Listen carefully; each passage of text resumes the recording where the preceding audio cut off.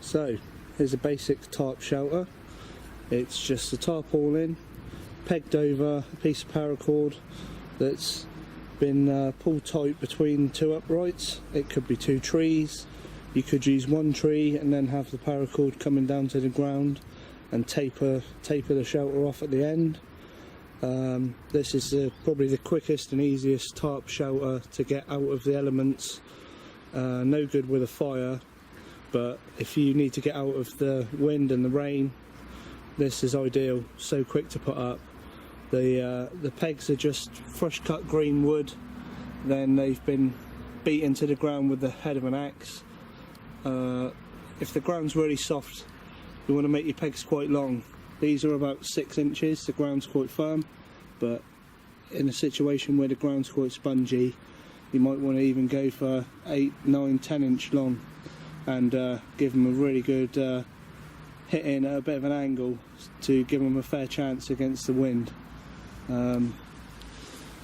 Another good tip with a shelter like this is if you're in an area where there's a lot of rain, you can just get a stick and literally like this just drag a gutter all the way around the whole shelter. I'm not going to do it because I'll get in trouble with the wife for trashing the lawn, but if you dig this gutter a good 2 or 3 inches deep, then in an area with a lot of rainfall, that'll help keep you a little bit drier inside, as else, especially on a slope, stop the rain coming in as much. If you have a piece of tarpaulin or fabric that you find you're going to use and it's got no eyelets, this is a really good tip. I'll just try and do this, put the camera down.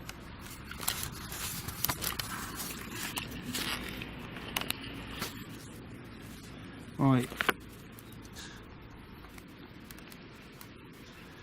If you take 2 cable ties and lay one round into a loop, you want to bunch the material up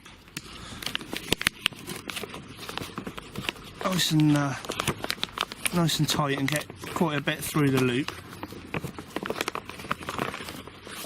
Start to pull that tight and grab yourself another cable tie and just thread that underneath the cable tie that you've put on. Then do this one up really tight, and then you form your loop here, and you've now got something you can peg your material down.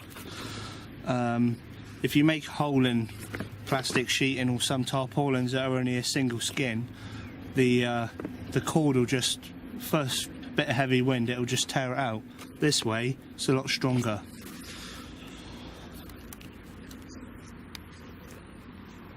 Don't want to leave out as well, everyone should be aware when you're doing shelter building, you need to insulate yourself from the ground. You'll lose so much body heat through the ground. You could do it with leaves, but this is an army stuff mattress. It's literally a hollow mattress. You see it's got an opening here, and you can stuff this full of leaves, ferns, whatever you want, and then obviously do it up, and that will give you an insulated layer to get your body off the ground. But failing that, just leaves will do. But yeah, this kind of shelter is really basic, just to get out of the elements.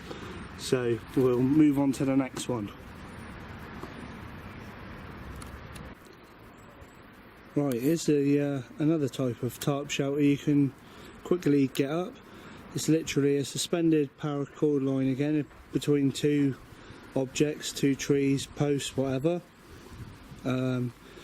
You see that I've only got limited resources here because I'm mucking about in my garden, but I started to block one end of the shelter off. You could block both ends off. Obviously got my sleeping mat on the floor in there, and another nice touch with this sort of shelter is if you put if you put some stuff underneath the back of the tarp, like a log, like this, and something heavy in the middle, you can actually collect rainwater in there. So you could give yourself a free drinking water supply that you won't have to sterilise. So that's a good tip. But yeah, just very simple again. Sort of 10-15 minutes and you're all set. This shelter is ideal to have a fire in front of, as the heat will reflect back into the shelter, and you could put a mylar blanket up on the inside to reflect the heat back down on you. So ideal survival shelter. There you go.